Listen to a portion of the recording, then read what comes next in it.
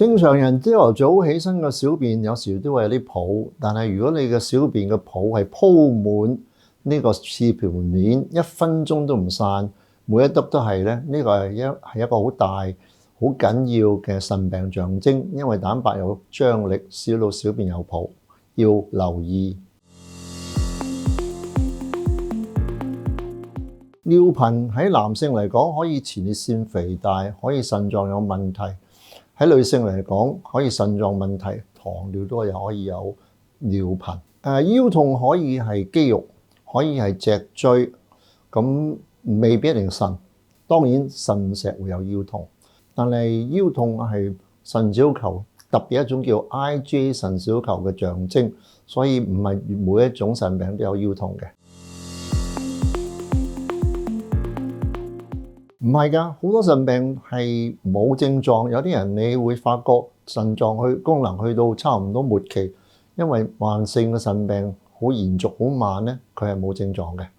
所以體檢係可以檢查到好多初步冇症狀嘅腎病病人。慢性腎衰竭嘅成因有好多種。最常見我哋知嘅就係高血壓、糖尿影響個腎石，亦係可以係以前嘅腎臟切除影響到腎收縮。另外一類係好緊要嘅就係腎小球發炎，使到腎功能收縮。呢個緊要，因為我哋知道個病因好多時間可以將呢個病可以延長或者延緩佢嘅衰退。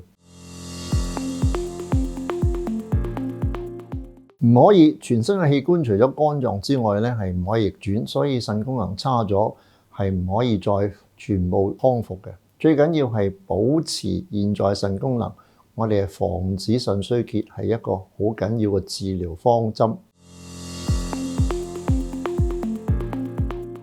適當嘅水分係需要嘅，飲得太少水係會影響排出身體廢物。食得甜嘢多係有機會影響到血糖，食得鹹嘢多影響到血壓高，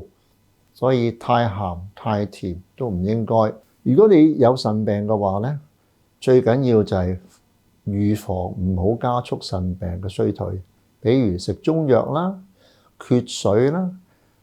如果我哋做腸鏡、胃鏡有適當水分，早一晚入院，防止腎衰竭。